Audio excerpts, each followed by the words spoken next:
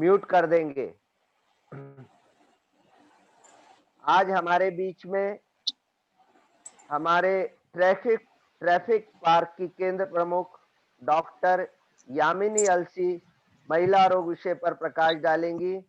Doctor Yamini अलसी का मैं एक संक्षिप्त में परिचय देता हूं। ये 1980 से लगभग 41 साल हो गए इनको प्रैक्टिस करते हुए। एमडी इन गायनेकोलॉजिस्ट, डीजीओ और हॉस्पिटल मैनेजमेंट में इन्होंने डिप्लोमा लिया है। एट प्रेजेंट ये association of medical womens in India की प्रेसिडेंट है 2020 से लेकर 2022 तक। और ये कैंसर अवेयरनेस पर काफी प्रोग्राम और वर्कशॉप लेती हैं। हाँ, आ रही है आप आज नवरात्रि के शुभ अवसर पर सब साधक और साधिकाओं को मेरी शुभकामनाएं। आज हमने जो महिलाओं की रोग और विषय हमने चुना है वो बहुत ही आज की नव दुर्गा की पीरियड में बहुत ही योग्य हुआ है। वुमेन्स हेल्थ क्यों इम्पोर्टेंट है? महिला की सेहत का क्या इतना महत्वपूर्ण है हम लोग सोचते हैं, लेकिन हाँ है। घर में महिला का स्वास्थ्य अगर अच्छा नहीं होता है तो पूरा घर बिखर जाता है। तो और वह सबका ख्याल रखती थी, लेकिन खुद के बारे में कभी नहीं सोचती है। इसीलिए स्त्री को तथा उसके परिवार को भी यह मालूम होना चाहिए कि महिला के किस दौर से जाती है, और इसीलिए हम लोगों का आज का ये प्रयास है।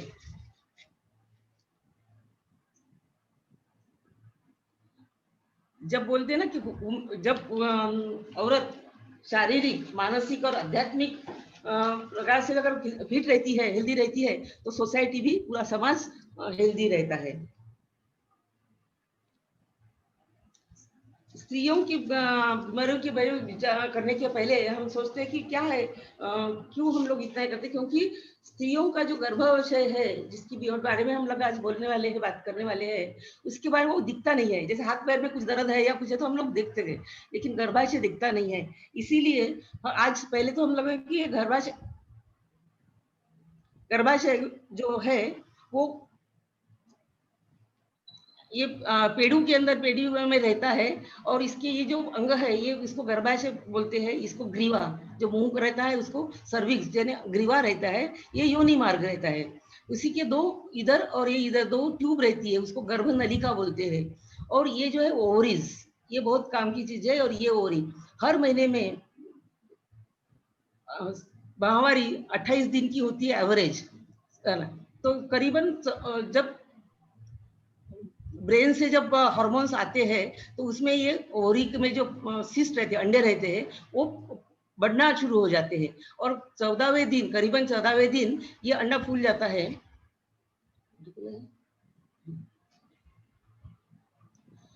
और ये बाहर आ जाता है। जब आना, और तभी जब ये बढ़ता है तभी अपने ओवरी से ईस्ट्रोजन करके हार्मोन्स निकलते हैं, और वो ईस्ट्रोजन से ये अंदर की लाइनिंग जो है एंडोमेट्रियम को बढ़ती रहती है। जब ये 14वें दिन अंडा बाहर आता है तो ये ट्यूब इसको अंदर खींच लेती है और ये यहाँ से इधर आता है। अगर उस महीने में अगर हमारे शुक्राणु पुरुष जर्म्स अगर इधर आते हैं तो यहाँ चढ़ के यहाँ आते हैं, उनका यहाँ मिलन होता है, इसको फर्टिलाइजेशन बोलते हैं। और फर्टिलाइजेशन उनका जब ये ओवरी होता है तब दूसरा हार्मोन भी निकलता है, उसको प्रोजेस्टेरॉन बोलते हैं। और वो प्रोजेस्टेरॉन से वो और अच्छे एंडोमेट्रियम बिछाए तैयारी रहती है इसके लिए कि भाई जो फर्टिलाइज ओवम जो है उसका ये यहाँ के रहेगा यहाँ। तो जब अगर वहां से यहाँ से पूरा सिग्नल जाता है ब्रेन में कि जब फर्टिलाइजेशन हो गया है, तो इधर से जो फॉलिकल स्टिमुलेटिंग हार्मोन है वो आना कम हो जाता है और ओवरी का फंक्शन बढ़ता है। और ये यहाँ 21वें दिन में यहाँ इम्प्लांट होता है, उसको रोपण होता है वहाँ। तो जब ये रोपण होता है तो यहाँ से बढ़ने लगता है बच्चा होता है। अगर ये नहीं होता है फैलोपियन ट्यूब्स, तो फिर भी उसको ब्रेन में फिर से मैसेज जाते हैं कि ये नहीं हुआ है, तो फिर से ये फॉलिकल स्टिमुलेटिंग हार्मोन जो है वो शुरू होता है, यहाँ का प्रोजेस्टेरोन बंद हो जाता है, एस्ट्रोजन। और ये जो हमने जो गद्दी तैयार होती है, इसको झिल्ली बोलते हैं, एंडोमेट्रियम, वो जो तैयार हो गया है वो सिकुड़ जाता है और ये बाहर आ जाता है। और जब ये बाहर आता है ये झिल्ली, उसके साथ साथ थोड़ा रक्त प्रवाह भी होता है और उसको हम माहवारी बोलते हैं। तो माहवारी यानी कोई बुरी चीज नहीं है या गंदी चीज नहीं है, ये नॉर्मल फिजियोलॉजिकल प्रोसेस है अपने शरीर की। तो ये इसका ख्याल रखिए, क्योंकि बहुत बोलते कि हम लोग बहुत अपवित्र है, हम ये नहीं कर सकते, वो नहीं कर सकते। तो ये ऐसा नहीं है। जैसे हम लोग पेशाब जाते हैं तो हमारी शरीर का पेशाब जाती है, हम फूकते हैं या कुछ भी करते हैं, तो जैसे संडास जाते हैं तो हमारा ऐसे होता है, वैसे ये भी 1 महीने में 1 बार होता है। तो ये कोई गंदगी नहीं है, तो ये आप समझिए। अभी हम उसका मासिक धर्म के क्या रोग हो सकते हैं। एक तो रहता है कि कष्टरज, बहुत दर्द होता है, अमीनोरिया, अल्परज बोलते हैं जिसको कम से कम पीरियड आते हैं, अतिरज होता है। तो हम लोग पहले एक देखेंगे एक एक के बाद। कष्ट जैसे पेट में दर्द होता है, जब बच्ची का जब शुरू होता है पीरियड, करीबन 12 साल की रहती है, तब उसका पहला पीरियड जब शुरू होता है उसको मीनार की बोलते हैं है। और मीनार की जब शुरू हो जाती है तब उसको पहले, क्योंकि उसका गर्भाशय इतना तैयार नहीं हुआ रहता है और तो उसको बाहर फेंकना है इसको, झिल्ली को, तो उसमें दर्द होता है। तो ये पहले 1 आधा साल चलता है, लेकिन वो बहुत कम रहता है। उसको समझाने का, उसको व्यायाम करने का, उसकी साइकोलॉजिकल उसको मालूम है। हम लोग बहुत बार हम स्कूल्स में जाते हैं, बच्चों को इसकी वर्कशॉप लेते हैं और उनको बताते हैं कि ये क्या होता है माहवारी। तो फिर उन लोगों को भी, वो जो डरते हैं, क्योंकि पहली बार तो बच्ची डरती है कि मेरे खून कैसे आ गए। तो ये हमारा कर्तव्य है, हर महिला का, माँ का, और घर में जो बड़ी औरतें हैं उनका भी अच्छे से समझाना कि भाई इसमें डरने का नहीं है। तो उनका दर्द कम हो जाता है। या कोई थोड़ा सा पेन किलर दे दिया, फिर वो लोग कुछ आसन कर लिए जो मैंने यहाँ बताया है, तो वो उससे उसका बहुत पड़ता है। और ये प्राणायाम उनको अगर सिखाते हैं हम लोग, तो ये सभी निसार बहरहाल बाद में मैं बात करूंगी, लेकिन ये भी बहुत अच्छे रहते हैं। फिर रिप्रोडक्टिव जो प्रजनन अवस्था रहती है 18 के बाद, तो उसके बाद उसका दर्द हो सकता है। कभी कभी इन्फेक्शन होता है, कभी गर्भाशय में गोले रहते हैं, या एंडोमेट्रियोसिस जैसा जो मैंने झिल्ली बताई है, जो अंदर से रहती है, वो बाहर कभी पेट में रहती है, कभी ओवरीज में रहती है, कभी जब ऑपरेशन किया है तो इवन उसकी स्कार जो रहती है वहां भी हो जाती है, तो तब वो उसको बहुत दर्द होता है। तो ये जो कारण है उसका हम लोग पहले करते हैं कि क्यों हो रहा है, और उसके अनुसार उसकी ट्रीटमेंट होती है। ये हो गया है डिस्मेनोरिया का। फिर अमीनोरिया यानी पीरियड ही नहीं आता है। तो क्यों नहीं आता है? तो पहले तो होता है कि डिलेड प्यूबर्टी बोलते हैं हम लोग, कि जिसमें लड़कियां थोड़ी जल्दी नहीं, जैसे 12 साल हमारे अभी इंडिया में 12 साल में लड़कियां ये हो जाती है, उनका पीरियड शुरू हो जाता है। लेकिन कभी कभी कुछ कारणवश लड़कियों की 16 तक अगर पीरियड नहीं आए, 16 के बाद भी, तो उन्होंने डॉक्टर से सलाह लेनी चाहिए कि क्यों नहीं होता है। ये नॉर्मल है यानी प्यूबर्टी में। लेकिन प्रेगनेंसी में भी अमीनोरिया नहीं होता है, अमीनोरिया होता है। लैक्टेशन जब स्तनपान करती है तब भी उसका पीरियड नहीं आता है, और मेनोपॉज के बाद भी तो आता ही नहीं है पीरियड। ये तो नॉर्मल है। फिर हार्मोन, दूसरे कारण है कि हार्मोनल इम्बैलेंस, जैसे मैंने बताया कि हार्मोन्स जैसे पिट्यूटरी से वहां आता है फॉलिकल स्टिमुलेटिंग है, तो इनमें कुछ असंतुलन बढ़ जाता है, तब भी ये पीरियड्स नहीं आते हैं। दूसरा है कंजेनाइटल, जब बच्चे जब जन्म के पहले ही उसके इसमें जो गर्भाशय तैयार होते रहता है, तो उसमें कुछ डिफेक्ट आ जाते हैं, तो उसमें कभी रास्ता खुलता नहीं है या बंद हो जाता है, या तो वो भी उसके लिए क्यों नहीं आता है, 16 के बाद अगर नहीं आता है तो उनको जांच करनी चाहिए। फिर ओवेरियन, ओवरी अंडकोश के ट्यूमर, पिट्यूटरी के ट्यूमर रहते हैं कि उसने जैसे, और हाइपोथायराइड, थायराइड ग्रंथि कम काम करती है, तभी भी उसके पीरियड में रहता है। सबसे पहले अभी न्यूट्रिशन, अगर लड़कियां आजकल बहुत थिन हम लोग बहुत छोटे दिखना चाहिए, करीना कपूर दिखना चाहिए, तो वो बहुत खाना खाना कर देती है। तो अगर सडनली अगर उनको खाना नहीं खाती है, तो भी उनकी इसमें पीरियड नहीं आते हैं और इर्रेगुलर हो जाते हैं। वैसे ही ओबेसिटी जब अ, म मोटापा बढ़ता है, तब भी उसकी इसमें आता है और स्ट्रेसफुल लाइफ। जब भी कोई तनाव मिश्रित रहे, जैसे हमने तो बहुत बार देखा है कि जिन औरतों को या लड़कियों को बहुत तनाव में रहती है, तो उनके लिए भी ये अमीनोरिया होता है। यूजुअली एग्ज़ाम के वक़्त, परीक्षा जब रहती है ना हमारी तो तब हम बहुत सारी औरतें हमारे पास आती हैं कि माँ मैडम बच्ची को पीरियड नहीं आ रहा है। तो हम लोग उनको बताते हैं कि वो उसको रिलैक्स रहना चाहिए, थोड़ा-सा योगा ध्यान करे और टेंशन ना ले, तो उनके पीरियड आ जाता है। तो जैसे एग्ज़ाम खत्म हो जाती है, उनकी पीरियड्स शुरू हो जाते हैं। तो ये बहुत इम्पोर्टेंट है कि हमारा मन संतुलित रहे, मेडिटेशन रहे, तो पीरियड्स रेगुलर आते हैं। वैसे ही इर्रेगुलर मेंस्ट्रुअल पीरियड जैसे आते हैं पीरियड, लेकिन कभी 1.5 महीने में आते हैं, कभी 2 महीने आते हैं, कभी 2.5 महीने में आता है, कम आते हैं। तो उसके कारण है, एक तो है वो पीसीओडी। उसकी क्या बोलते हैं कि जब हमने बताया है आपको कि ये जो ओवरीज में अंडा निकल जाता है और इधर आ जाता है, कभी कभी क्या होता है कि ये हार्मोन्स का असंतुलन रहने के कारण ये अंडा बाहर ही नहीं आता है और यहाँ हर एक जमा हो जाते हैं फॉलिकल्स। तो ये जितने उसके सिस्ट बनते रहते हैं, तो ये जो सिस्ट बनते हैं उसके कारण इसको बोलते हैं पॉलीसिस्टिक ओवरी। तो क्या लक्षण रहते हैं कि वो एक तो मोटापा रहता है, हर्सुटिज्म यानी बाल रहते हैं, चेहरे पे बहुत बाल आने लगते हैं, एक्ने मुहासे बहुत बढ़ते हैं।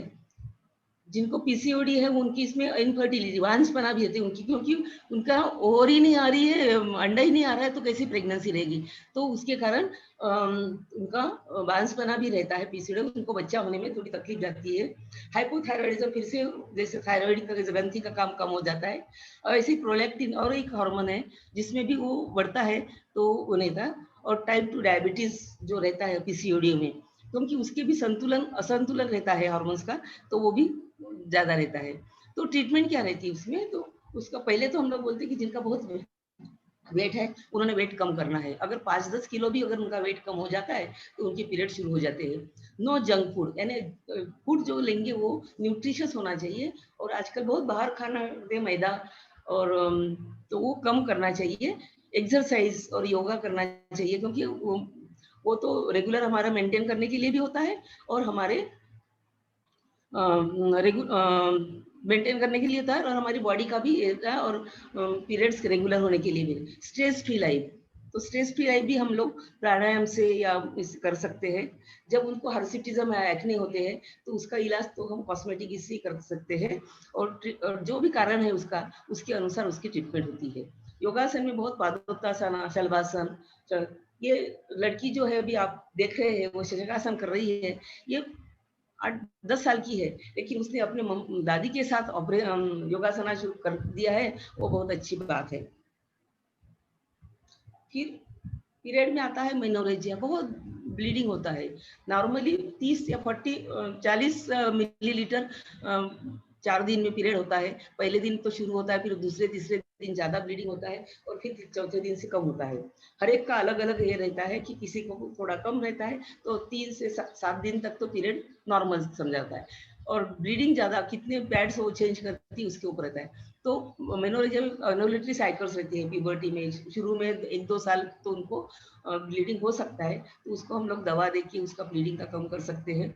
फिर जो प्रजनन अवस्था रहती है, रिप्रोडक्टिव पीरियड, उसमें पॉलिप रहते हैं, तो उसके कारण भी उनका ब्लीडिंग ज़्यादा हो सकता है। फाइब्रॉइड्स रहते हैं, उसमें कारण हो सकता है। मैलिग्नेंसी भी यानी कैंसर भी हो सकता है, तो उसके कारण भी हो जाएगा। फिर खून में अगर कुछ खराबी है, जिसमें हम लोग क्लॉटिंग बोलते हैं ना, ब्लड को जम जाता है, तो उसके लिए उसमें भी ब्लीडिंग ज़्यादा होता है।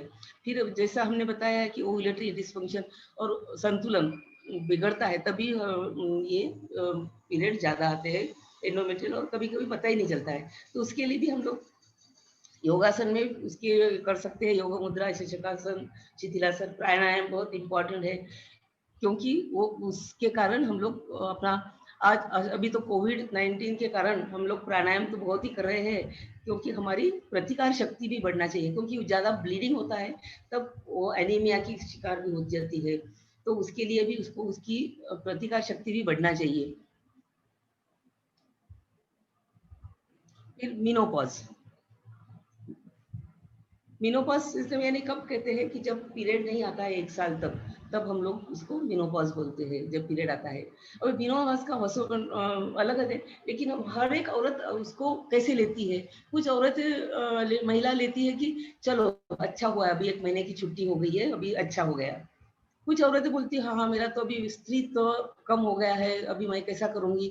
तो ये दोनों हो जाए, तो ये साइकोलॉजिकल ये रहता है, तो ये नॉर्मल प्रोसेस है अपने जीवन की, तो उसमें इतना ये करने की ज़रूरत नहीं है। वैसे वासोमोटर सिस्टम अलग-अलग सिस्टम में उसका इफ़ेक्ट होता है, जैसे वासोमोटर उनको हॉट फ्लशेस आते हैं, तो उसमें क्या होता है, वो उसको एकदम गर्मी लगती है, थकावट लगती है, घबराहट लगती है, तो उसके लिए भी वो अगर ठंडे पानी से रहे, हवा पंखा लगा के बैठे हैं, तो उनको ये कम हो जाता है। और उसके साथ-साथ अगर वो उज्जाई, भ्रामरी, नाड़ी शोधन करती है, ध्यान बहुत इम्पोर्टेंट है उसमें, तो उसके सिम्पटम्स कम हो जाते हैं। फिर जब मेनोपॉज़ होता है, तो हमारी बॉडी में एस्ट्रोजन कम होते हैं। तो एस्ट्रोजन कम होने से, क्योंकि ओरी की जो अंडे जो है, अंडे जो ओरीज में रहते हैं, वो सब खत्म होने को हो जाते हैं। तो वो जो अंडा जो रहता है, वो जो एस्ट्रोजन तैयार करता है, वो बंद हो गया है।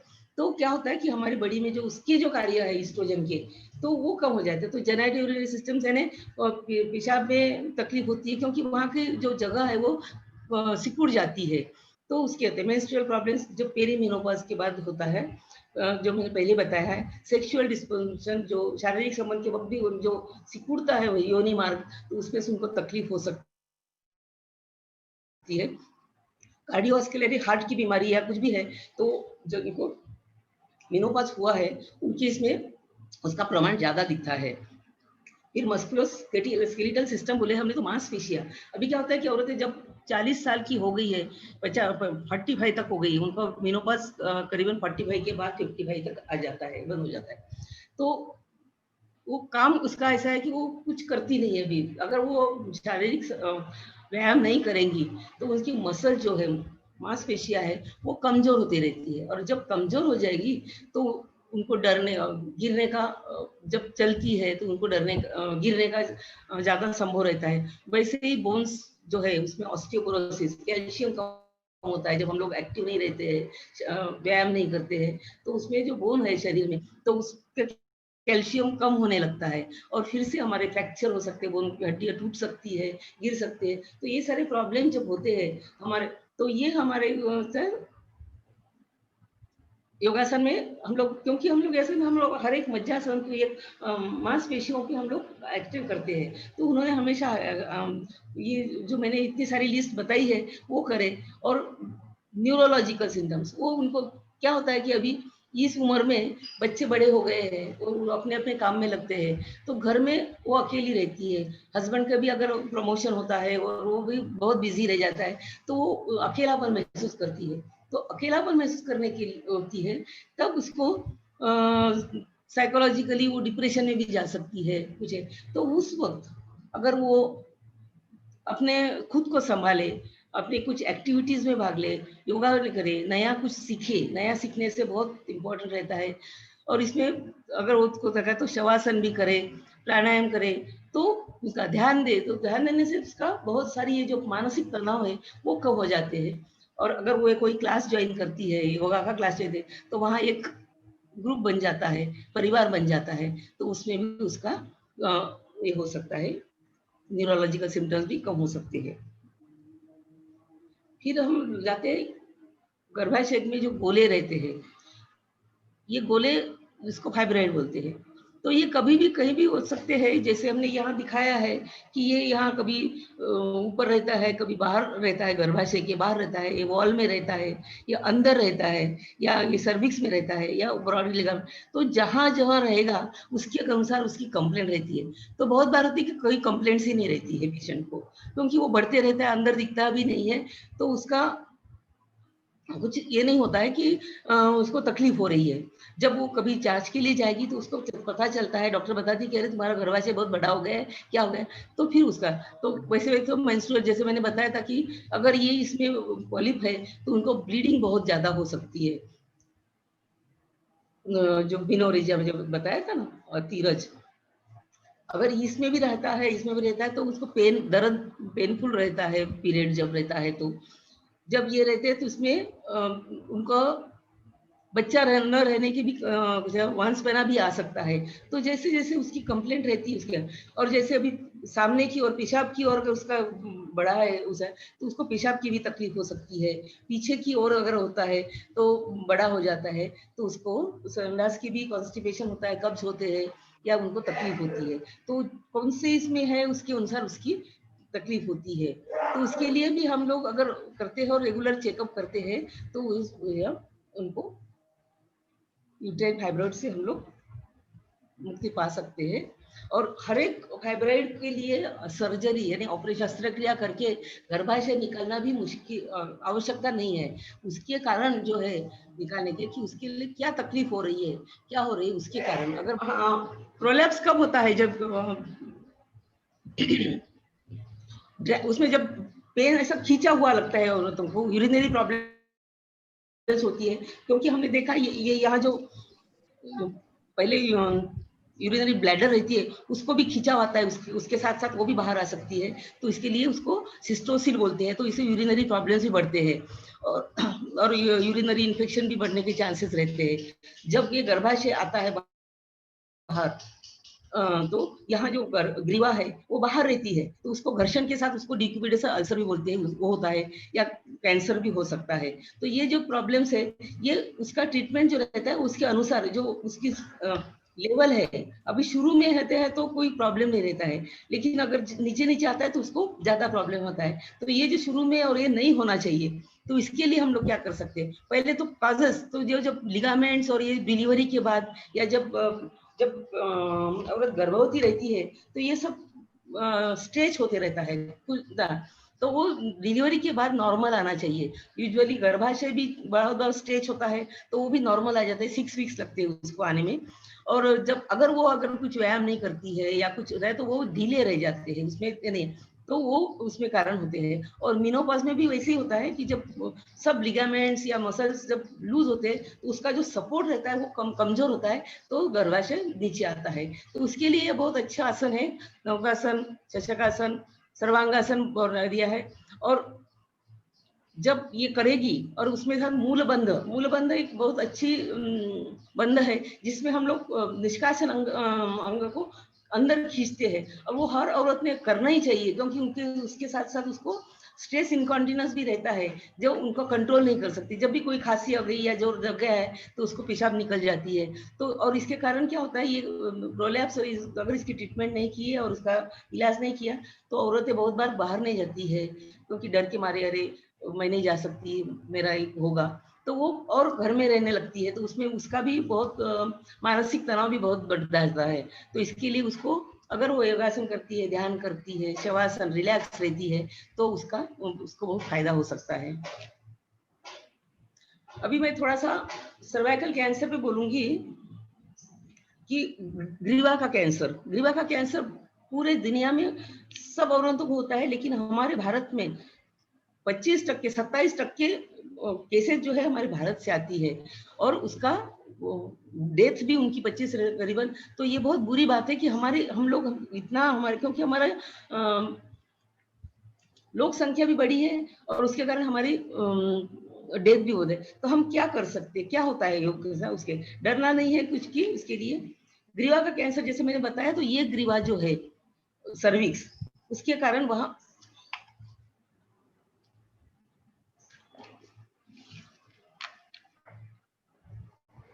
यहाँ जो होता है कैंसर यहाँ का, तो ये ग्रीवा का कैंसर सबसे ज्यादा रहता है। तो उसके कारण क्या है हम देखेंगे।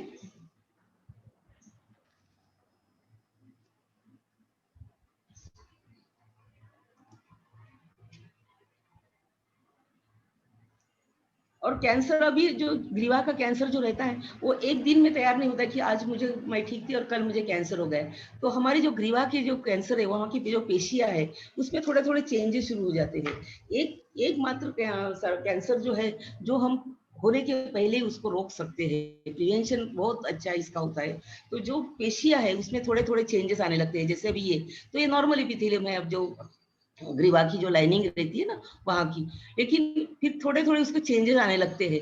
तो इसको ये अगर हम ये इस अवस्था में उसको अगर ट्रीटमेंट करें और बहुत ही छोटा-सा कहीं से तो भी एक स्पॉट रहता है, वहाँ से वो शुरू हो जाते हैं।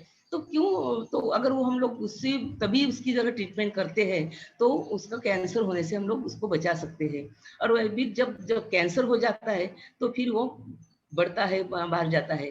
तो ये हम बहुत नेचुरल हिस्ट्री जो उसकी उसको बहुत टाइम लगता है। तो ये जो है CIN1 जो हमको पहले ऐसा तो कैंसर होने में 8 से 10 साल लगते हैं। तो देखिए हमें इतना समय मिलता है कि हम लोग उसको कुछ ट्रीटमेंट करें हो गया। लेकिन कब करेंगे? जब हम उसका देखेंगे। तो किसको हो सकता है? पहले तो जिनकी शादी बहुत जल्दी हो जाती है कि उसमें ट्रॉमा रहता है, जिसको मल्टी पैरा बहुत सारे बच्चे होते हैं, सिर्फ बच्चे ही नहीं बहुत सारे एबॉर्शंस जो उनको होते हैं करते हैं, तो हर शरीर में उसका ट्रॉमा होने की शरीर लो सोशियो इकोनॉमिक क्लास रहता है, पुअर हाइजीन, स्मोकिंग जो अभी आजकल तो बहुत सारी लड़कियां भी स्मोकिंग करने लगी है और आदिवासी लोगों में भी बीड़ी पीते हैं औरतें और टोबैको तंबाकू खाना वो भी बहुत है ना और प्रोमिस्क्यूअस सेक्सुअल बिहेवियर तो क्योंकि उसमें इन्फेक्शन होने के ज़्यादा चांसेस रहते हैं और जो मैंने पहले बताया कि सेक्सुअली ट्रांसमिट डिसीजेज जो होते हैं उसमें एक अभी अब हम लोग सब लोग कोरोना का वायरस के बारे में हम लोग बहुत पढ़ रहे हैं तो ये जो है हमारा HPV ह्यूमन पैपिलोमा वायरस ये जो वायरस है ये बहुत रिस्पॉन्सिबल है 99% कैंसर सर्विस के लिए तो इसके लिए भी हम क्या कर सकते हैं हम लोग अभी सोच रहे हैं कि ये और ये जो एड्स जिनको HIV है उनकी क्योंकि उनकी प्रतिकार शक्ति जिनकी कम होती है उसमें भी कोई भी कैंसर कोई भी बीमारी हो हमारी अगर प्रतिकार शक्ति कम है तो हम लोग हमारे शरीर नहीं लड़ सकता है उसके लिए तो हमें प्रतिकार शक्ति बढ़ाने के लिए भी हमें कुछ करना ही चाहिए ना तो ये HPV वैक्सीन अभी आया है क्योंकि हम लोग जैसे कोरोना की वैक्सीन के लिए भी वेट कर रहे हैं कि भी अब आएगा फिर हम लेंगे तब तक हम क्या करेंगे तो ये HPV का वैक्सीन तो तैयार है तो हम क्या कर सकते हैं वार्निंग साइंस सर्वाइकल कैंसर में शुरू में कोई ये नहीं रहती है लक्षण नहीं रहते हैं असिम्टोमेटिक रहते हैं कुछ भी लक्षण नहीं रहते हैं वाइट डिस्चार्ज रहता है वो भी बहुत कारण से रहता है इन्फेक्शन रहता है और बढ़ रहता है इचिंग अराउंड प्राइवेट पार्ट्स रहते हैं ब्लीडिंग होता है इन बिटवीन ज़्यादा खून जाता है पीरियड के बाद भी बीच में जो ब्लीडिंग रहता है वो इम्पोर्टेंट रहता है और शारीरिक संबंध के बाद अगर ब्लीडिंग होता है तो वो भी एक लक्षण रहता है और बहुत गंदी स्मेल आती है पहले हम लोग जब बॉडी में रहते थे और एडवांस है तो उनका एक अलग प्रकार का स्मेल आता है तो वो बहुत गंदा रहता है तो पहचान सकते हैं कि हम लोग अरे ये कैंसर की पेशेंट है सर्वाइकल कैंसर की हम लोग पहचान सकते थे तो हमें वो स्टेज पे जाने का ही नहीं है हमें जल्दी से जल्दी करना है तो क्या कर सकते हैं हम लोग प्रिवेंशन पॉसिबल है तो हम क्या कर सकते हैं तो HP वैक्सीन आया है 15 साल से ऑस्ट्रेलिया यूरोप कनाडा US में ये लोग दे रहे हैं तो हम हमारे यहाँ भी अवेलेबल है लेकिन गवर्नमेंट लिस्ट में अभी ये नहीं है तो फ्री में नहीं मिल सकता है लेकिन अगर हम लोग अपने बच्चियों को 9 से 26 साल के बीच में या सेक्सुअल एक्टिविटी शुरू होने के पहले अगर देते हैं तो ये हम लोग उसको HPV वैक्सीन से उसको वायरस से उसको बचा सकते हैं फिर दूसरा है कि स्क्रीनिंग वुमेन का जो 30 इयर्स के बाद और जब HPV वैक्सीन ये होता है इन्फेक्शन तब बाय 30 इयर्स वो निकल भी सकता है जिनका प्रतिकार शक्ति जिनकी अच्छी है वो उनका वो निकल भी सकता है इसीलिए 30 साल तक तो हम लोग कुछ करने देते 30 साल के बाद उनको पैप्समियर या यानी मैं बताऊंगी पैप्समियर क्या रहती है visual inspection of after acetic acid HPV testing भी करते हैं और कॉल्पोस्कोपी अगर कुछ पॉजिटिव दिखा है तो फिर हम कॉल्पोस्कोपी कहाँ से हो रहा है गर्भाशय पेशियाँ कहाँ से गंदगी आ रही है तो वो देख के फिर उसके अनुसार हम लोग उसका इलाज करते हैं क्योंकि उतना सा छोटा सा पार्ट बायोप्सी करेंगे तो उसमें भी निकल जाता है तो पहले तो अभी भी हमारे यहाँ करीबन 60% औरतें जो कैंसर की आती है वो स्टेज 3 और 4 में आती है तो हम लोगों का डे है कि वो स्टेज हम कम करें और हम जल्दी से जल्दी उसका इलाज कर सके है ये हमारा उद्देश्य है और ये हो सकता है क्योंकि जो हम लोग एक्सेस ऑर्गन है जो हम लोग स्पेकुलम गायनेकोलॉजिस्ट में जाते हैं तो हमें यूट्रस दिखता है सर, ग्रीवा दिखती है, वहां से हम लोग वो ले सकते हैं। आपको बताया मैंने में कि वो पेशियां निकलती रहती है, तो वो पेशियों को हम लोग कुछ ऑपरेशन करना क्या नहीं रहता है और बहुत साल लगते हैं उसको, तो हम ये प्रिवेंशन कर सकते हैं, लेकिन हम कर रहे हैं क्या ये सोचना ज्यादा इम्पोर्टेंट है। पैप टेस्ट में क्या है कि ये पैप क्यों बोलते हैं, तो ये जो साइंटिस्ट है पेपेनिकोला, उन्होंने इसका ये किया था कि इसमें पेशियां कैसी होती है, उसकी ग्रोथ कैसी होती है। तो जैसे बोले ना, तो ये यहाँ से जो डिस्चार्ज, जैसे अभी आपने बहुत बार अभी कोरोना के लिए गले से स्वॉब्स लिए हैं, जो बहुत सारे लोगों के लिए है, तो उनको वैसे कुछ दर्द नहीं होता है, और वहां से गर्भाशय ग्रीवा से हम लोग स्वॉब स्टिक या पट्टी से लेते हैं या ब्रश से लेते हैं, और वो वहां से पट्टी पे रहते हैं और जांच के लिए भेज देते हैं, और फिर उसका जब रिपोर्ट आता है उसके अनुसार हम लोग ट्रीटमेंट कर सकते हैं। अभी WHO भी अभी 17 नवंबर को तो वो डिक्लेयर करने वाले हैं अभी। वैसे तो 2018 में ही उनका उन्होंने इसका कैंसर जो है एक्सेप्ट किया है कि ये हम लोग इसको रोक सकते हैं। तो eradication of cervical cancer from the world by 2030, 2030 तक तो हम लोग चाहते हैं कि पूरे दुनिया से, जैसे हमने अपना स्मॉल पॉक्स यानी माता की बीमारी, पोलियो को भी हमने इरेडिकेट करके निकाल दिया है, तो वैसे ही हम लोग कैंसर, ग्रीवा का कैंसर भी हम लोग अलग कर सकते हैं। उसमें उनका उद्देश्य है कि 90% कैसे कर सकते हैं कि 90% गर्ल्स जो रहेंगी हमारी, उनको HPV वैक्सीन के देंगे। 70% लोगों को, वुमेन को जो 30 ईयर से, उनका पूरा स्क्रीनिंग करेंगे कि भी उनको कुछ है क्या, उसका देखेंगे क्या। 90% जो जिनको कुछ बीमारी है, जिनको उसमें क्या है या है, उनका ट्रीटमेंट करना बहुत इंपॉर्टेंट है। सिर्फ देखने से नहीं होता है कि भी इसमें पेशियां खराब हो गई है तो क्या अभी क्या करना है, उसका ट्रीटमेंट, उसका फॉलो, वो बहुत इंपॉर्टेंट है। तो वो करेंगे तो हम लोग कैंसर से मुक्ति पा सकते हैं, सर्वाइकल कैंसर से। फिर दूसरा कर्करोग है ब्रेस्ट का, औरतों के लिए बहुत इंपॉर्टेंट है। कैसे पहचाने, चेंज इन साइज रहता है ब्रेस्ट के, स्तनों में साइज का बदल हो जाता है। कभी कभी गठान, आपको गठान लगेंगी, दर्द होगा, निपल से डिस्चार्ज होता है, जैसे कभी सीरस डिस्चार्ज होता है, कभी ब्लड अभी आता है या कोई पस आता है, रिट्रैक्शन, और जो निपल रहता है वो अंदर खींचा हुआ रहे, खींच जाता है, क्योंकि वो ग्रोथ होती है तो अंदर खींचता है। तो ये लक्षण है स्तन के कैंसर के, गर्गर रोग के। और चमड़ी ऊपर के जो स्मूथ नहीं रहती है, जैसे संतरे का जो छिलका रहता है ना थोड़ा, वैसे वो स्किन अगर दिखे तो समझ जाना कि उसमें भी कुछ है। तो कैसे उसका अर्ली डायग्नोसिस हम कैसे कर सकते हैं, तो BSE, ये जो बोला है ना, ये ब्रेस्ट सेल्फ एग्जामिनेशन है। ब्रेस्ट सेल्फ एग्जामिनेशन कैसे करते हैं, हमें खुद को करना है औरतों को। जब नहाते हैं, साबुन रहते हैं, जब पीरियड खत्म हो जाता है उसके बाद ये करना चाहिए, क्योंकि पीरियड शुरू होने के पहले ब्रेस्ट में थोड़ा सा इन्गॉर्जमेंट रहता है। तो जब नहाते हैं तब उन्होंने अपने खुद को आईने में भी देखना चाहिए कि सब कैसी है ब्रेस्ट, कुछ कम ज्यादा, साइज में कुछ फर्क है क्या। फिर राइट दाहिने हाथ से बाएं हाथ की, बाएं ओर से कर, और बाएं हाथ से दाहिनी ओर का पूरे ब्रेस्ट से चारों ओर उसको जांच करना है और देखना है कि कैसा है। अगर हम लोग ऐसे ही पकड़ेंगे तो उसका ब्रेस्ट टिश्यू होता है, तो इसे तलवे से दबाना है, नॉट ऐसे पकड़ेंगे, ऐसे करेंगे तो ब्रेस्ट टिश्यू आ जाता है।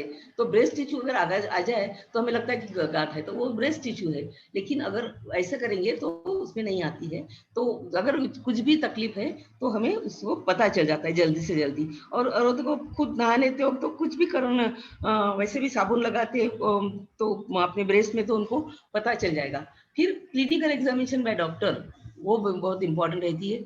अगर कुछ गठान लगती है तो उसके लिए हम लोग FNAC नहीं, fine needle aspiration by cytology, तो सिरिंज से एक छोटी सी नीडल डाल के वो गठान से कुछ पेशियां निकालते हैं और उसकी जांच करते हैं। या कभी बड़ी वाली निकाल के, कोर नीडल बायोप्सी बोलते हैं उसको। सोनोग्राफी, अगर सोनोग्राफी भी हम करते हैं तो मैमोग्राफी, सोनो मैमोग्राफी होती है और मैमोग्राफी होती है। अब जब गठान है और उसका कैसी है उसके बाद, और फिर एक्सीजन बायोप्सी, पूरी गठान ही निकाल लेंगे, और तो उसकी कभी नॉर्मल है तो उसकी ट्रीटमेंट भी हो जाती है। और जेनेटिक स्टडीज, जिनके घर में फैमिली में, जिनकी फैमिली में मदर मौसी, माँ, मौसी, बहन, उनको उसकी फैमिली में अगर उनको किसी को ब्रेस्ट कैंसर है, तो उनकी इसमें चांसेस रहते हैं कि उनको भी ज़्यादा हो रहा है। तो उनको तो ज़रूरी ही सब ये टेस्ट करना ज़रूरी है।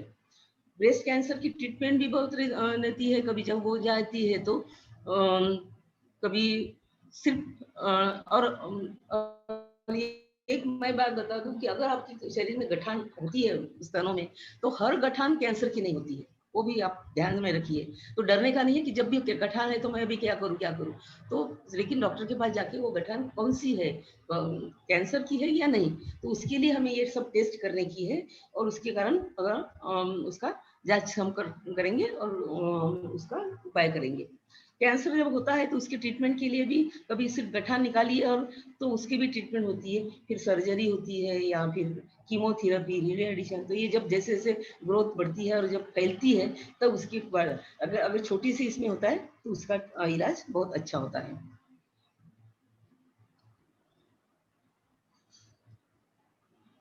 फिर दूसरा अभी कैंसर के बारे में बोलूँगी तो वो है ओवरी का कैंसर, जो अंडकोश का कैंसर। अभी ये जो हमने बताया है कि हम लोग स्तनों का कैंसर हम खुद को पता चलता है या पहले ग्रीवा का कैंसर जब डॉक्टर के पास जाता दिखता है, लेकिन ये चीज़ है वो दिखती नहीं है। तो उसके लिए जब हम लोग क्या कर सकते हैं? एज क्या है फैक्टर? तो पहले तो ऐसा था कि 60 के ऊपर जो औरतें उनकी इसमें होने का चांसेस रहते हैं, जो कभी हॉस्पिटल में जाती नहीं है जब तक कि कोई बीमारी नहीं होती है। जिनको लेकिन अभी ऐसा नहीं है, एज भी बहुत यंग लोगों में भी हमने देखा है, बच्चियों में भी देखा है कि उनकी अलग प्रकार के कैंसर हो सकते हैं ओवरी का। जिनकी पीरियड्स बहुत जल्दी आ जाते हैं, तो उनको भी चांसेस उनकी रिस्क थोड़ी बढ़ जाती है। जिनके मेनोपॉज़ जिनको हमने बताया था कि 55 तक तो उनका मेनोपॉज़ आना चाहिए, लेकिन वो भी 60 साल पे क्या तो होता है, तो उनको उसमें उनकी जाँच करनी चाहिए। जिनको बच्चे नहीं हुए हैं, नली पैरिटी या बहुत 1 बच्चा है या 2 बच्चे हैं, तो उनको भी एक बच्चा अभी तो हम लोग एक ही बच्चा या बच्चा नहीं होना ऐसे ही चल रहा है, तो उनको भी जाँच करनी चाहिए। जैसे फर्स्ट डिलीवरी जो है 30 के बाद होती है, लेट हो जाती है, तो उनको इसमें चांसेस उसके बढ़ते हैं। तो लेट अभी तो आजकल लड़कियाँ भी पढ़ने लगी है, नौकरी करती है और फिर शादी हो जाती है, लेकिन उनका शादी के बाद बच्चा अभी नहीं होना है क्योंकि उनको कैंसर उनका करियर का भी ये रहता है। तो उन्होंने हम लोग जब आते हैं तो हम लोग उनको सलाह ही देते हैं कि भई क्या करियर के साथ-साथ आपको रिप्रोडक्टिव जो पीरियड है आपका, वो भी आपने सँभालना चाहिए। ये डायटरी फैक्टर्स जब बहुत हाई फैट प्रोटीन्स लेते हैं, कैलोरीज़ इनटेक ज़्यादा उनका है, उनमें भी इसका ये होता है और फैमिली हिस्ट्री जैसे हमने बताया और जिनको स्तनों का कैंसर है, उनको भी ये ओवरी का कैंसर होने की चांसेस ज़्यादा रहते हैं। तो इसीलिए जिनकी ट्रीटमेंट हो गई है स्तनों के कैंसर की, उन्होंने अपना चेकअप बराबर करना चाहिए और डॉक्टर के पास जब भी ट्रीटमेंट के बाद भी ये 6 महीने में 1 साल में हम लोग बुलाते हैं चीज़ के लिए, तो उन्होंने ये करना ही चाहिए। तो टेक होम मैसेज क्या है कि हेल्थ एजुकेशन जो हम करते हैं, हम स्कूलों में जाते हैं, बच्चों को पढ़ाते हैं, उनको बताते हैं, कॉलेज में जाते हैं, उनको पीरियड्स के बारे में सब सिखाते हैं। औरतों की क्लब्स में जाते हैं, तब हम लोग ये कैंसर क्या होता है उसका अवेयरनेस बताते हैं, उनको बुलाते हैं जाँच कराने के लिए। तो फिर भी हमने देखा है कि जब भी हम करते हैं तो उसमें बहुत कम परसेंटेज है कि औरतें आती है। हम चा और क्या होता है कि जब हम लोग लेते हैं तो सब पुरुष लोग वो निकल जाते हैं कि ये तो औरतों का है, अभी क्या जाना है इसमें क्या देना। लेकिन मैं चाहती हूँ कि पुरुष भी ये सब सुने और अपनी औरतों के लिए उनका ख़्याल रखें। बर्थडे के लिए उनको जो गायनिक चेकअप है, बर्थडे को हम लोग साड़ी मत दो या गहना मत दो या कुछ भी करो जो सेलिब्रेशन करता है, तो उसकी हेल्थ के लिए करो, उनका मेडिकल चेकअप करवाओ और ये बहुत इम्पोर्टेंट है। हर साल उनको मेडिकल चेकअप के लिए जाइए, गायनिक चेकअप करें, पेप स्मेयर करें क्योंकि ओवरी की भी गायनिक चेकअप करेंगे तभी हमें पता चलता है कि ओवरीज़ कैसी होती है, बढ़ रही है या नहीं। एक्सरसाइज़ करें हम लोग, एक्सरसाइज़ के लिए क्योंकि हम लोग मेनोपॉज़ल सिम्पटम्स हमें कम करने की है। डाइट न्यूट्रिशियस डाइट हमने रखना है। स्ट्रेस मैनेजमेंट इसके लिए स्ट्रेस मैन के लिए हम लोग योगा करना है, एक्सरसाइज़ के लिए भी योगा करना है और मेडिटेशन बहुत इम्पोर्टेंट है। ध्यान करना बहुत इम्पोर्टेंट है, इसके लिए हमने इसकी ओर ख़्याल देना चाहिए। ध्यान, ध्यान से क्या होता है कि हमारी हम अंतर्मुखी बन जाते हैं, हमारा ध्यान, तो ध्यान में जब करते हैं तो अलग-अलग प्रकार के ध्यान होते हैं। कभी ओम का उच्चारण करते हैं, कोई सोहम बोलते हैं, जो भी है आपको कौन सी इसे टिपिकल, जैसे अपने आज्ञा चक्र रहता है उसके ऊपर हम टिपिकल ये करते हैं, तो उसमें क्या होता है कि हम लोग बाकी भूल जाते हैं कि इसमें क्या हो रहा है, बाजू-बाजू में क्या हो रहा है, और हमारी जो बुरी चीज़ें हैं वो भी हम भूल जाते हैं कि हमारे बाजू में क्या चल रहा है। तो वो कंसंट्रेशन बढ़ता है और हमें मनस शांति मिलती है ध्यान करने से। तो ये बहुत इम्पोर्टेंट है कि हम लोग को कोई भी बीमारी है उसके लिए हम लोग डरने का नहीं है। डर तो हमारे मन में से निकलना ही चाहिए। तो क्योंकि जब तक डरते हैं तो हमारी ये बढ़ जाती है कि अभी डर के मारे बहुत सारी हमारी महिलाएँ हॉस्पिटल में भी नहीं जाती है, कुछ करती नहीं है। क्योंकि अभी मुझे क्या होगा, डॉक्टर के पास जाएँगे तो वो तो बताएँगे कि कैंसर हुआ है या है। अरे जब आप जल्दी जाओगे तो उसकी ट्रीटमेंट होगी, तो वो ज़्यादा इम्पोर्टेंट है, तो आपने ये करना चाहिए।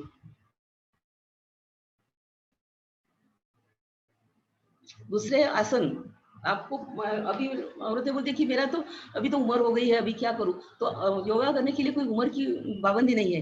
हम कोई भी उम्र में जब बच्चों से शुरू कर सकते हैं, लेकिन जब भी आपको लगता है कि मुझे करना ही है अभी, अभी है तो उन्हें कर सकते हैं। ऐसा नहीं है कि एक ही इसमें हम लोग उम्र हो गई है, हम क्या कर सकते हैं, अभी मेरे तो पैरों में दर्द है इसलिए नहीं करती है।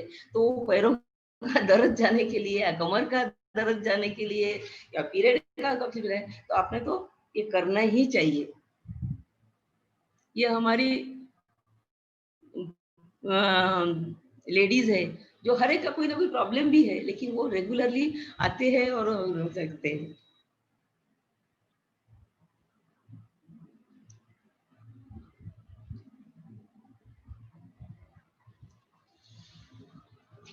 तो मैं चाहती हूँ कि हर एक औरत अपने खुद की ओर ख्याल रखे, थोड़े से स्वार्थी बने। एक तो भी 1 घंटा खुद के लिए निकाले। अभी बहुत काम किया है, कम से कम 1 घंटा तो खुद के लिए निकाल सकती है, सोच सकती है। तो उन्होंने आना चाहिए, योगा करना चाहिए, अपने लिए मन शांति लेने, क्योंकि उनको जब घर में ही नहीं करना चाहिए कि जो मुझे आता है अभी मैं करती हूँ। क्योंकि जब हम लोग साथ में करते हैं, तो एक परिवार बन जाता है। जैसे भारतीय योग संस्थान एक परिवार बन गया है। पूरे हिंदुस्तान में हम लोग एक साथ काम करते हैं, तो वो एक परिवार होता है जैसे, तो उसमें एक अलग सा माहौल पैदा होता है। तो वो जो आपके आपके घर के पास या कोई जहाँ ये है शाखा है, वहाँ जाके आप अगर शुरू करते हैं तो हमारी जो गलती होती है करते वक्त, तो वो भी सुधार सकते हैं, और हमारी जो प्रॉब्लम्स है वो भी हम लोग डिस्कस कर सकते हैं, उसके साथ साथ हम कर सकते हैं। तो ये बहुत इम्पोर्टेंट है। तो पंडित जवाहरलाल नेहरू ने कहा था कि जब स्त्री जब शिक्षित होती है तो पूरा घर शिक्षित होता है। जब पूरा घर शिक्षित होता है तो पूरा समाज शिक्षित होता है, और समाज जब शिक्षित होता है तब देश शिक्षित होता है। और हम कहेंगे जब स्त्री स्वस्थ रहेगी तो पूरा घर स्वस्थ रहेगा, और घर स्वस्थ रहेगा तो समाज स्वस्थ रहेगा। तो इसीलिए आपने स्वस्थ होने के लिए सब योगा प्राणायाम करना ही चाहिए। Thank you. आपने मुझे ये संधि दी, इसलिए मैंने पटेल साहब से, मैडम से को धन्यवाद देती हूँ। और आपने सुना है उसके लिए आप कुछ करेंगे, वो सोच के मैं अपना ये बंद करती हूँ। नमस्ते। नमस्ते डॉक्टर यामिनी जी, बहुत ही अच्छी तरह आपने समझाया है। इसमें अल्परज क्या होता है, अतिरज क्या होता है, मिनोपॉज क्या होता है, फाइब्रॉइड क्या होता है, सिस्ट क्या होती है, क्योंकि आजकल ये महिलाओं में चलता ही रहता है, कुछ ना कुछ गायनेक प्रॉब्लम चालू ही रहते हैं। और साथ में उनका मेंटल स्थिति भी, यानी शारीरिक स्थिति बराबर रही तो वो मानसिक स्थिति भी बिगड़ जाती है जब ये एमसी आने के टाइम होता है। तभी तब कैसे आप ये उससे बच सकते हैं, बहुत ही अच्छी तरह आपने समझाया। साथ में आपने जो अलग अलग अपने बॉडी की जो सिस्टम्स है, जैसे सेंट्रल नर्वस सिस्टम है, गायनेकोलॉजिकल कुछ सिस्टम्स है, फिर अलग अलग जो सेंट्रल नर्वस सिस्टम है या मस्कुलोस्केलेटल सिस्टम, कैसे उसके साथ में जुड़ जाती है हमारे प्रॉब्लम से, ये सब आपने बहुत ही अच्छी तरह समझाया। कैंसर के कारण भी आपने समझाए, कैंसर किस तरह होता है, कैंसर के फिगर्स भी आपने दिखाए, बहुत ही अच्छी तरह आपने किया। साथ साथ उसके साथ में हमारा आहार भी कैसा होना चाहिए, उस पर भी आपने बहुत ही अच्छे तरह प्रकाश डाला। क्योंकि हमारा आहार एक तो ऐसा है कि ये आहार पर ही हमारी पूरी सेहत डिपेंड रहती है। ये सेहत हमारी अच्छी रहने के लिए हमारा आहार भी बहुत ही अच्छे तरह होना चाहिए। आपने बहुत ही अच्छी तरह समझाया और आपको मैं मेरी तरफ से धन्यवाद देता हूँ। कैलाश की तरफ से भी मैं धन्यवाद देता हूँ। वो थोड़ी-सी दूसरी काम में बिज़ी है। एक स्कूल का हमारे भारतीय संस्थान के स्कूल की इसमें जॉइन हुई है, वो वहाँ है, मगर उसके से भी मैं आपको बहुत ही हार्दिक धन्यवाद देता हूँ और बहुत ही अच्छी तरह आपने समझाया। आप सबको भी, सब साधक जो जुड़े हैं, उनको भी मैं आपको धन्यवाद दूँगा। सबको ही होता है। ठीक है? नमस्ते। मदान जी बोलिए। सर मैं एक बात बता हाँ, देती हूँ कि बहु- मैंने गर्भवती स्त्रियों का इसमें नहीं लिया है, क्योंकि गर्भधारणा एक बीमारी नहीं हाँ, है। हाँ, तो हम कभी और आगे कभी इसका गर्भवती में स्त्रियों में क्या ये इसका योग का, ये हम लोग आगे कभी ये करेंगे वार्ता। बहुत बहुत धन्यवाद डॉक्टर यामिनी ओके, अलसी। मदान जी। आपने महिला रोग के ऊपर काफी कुछ प्रकाश डाला,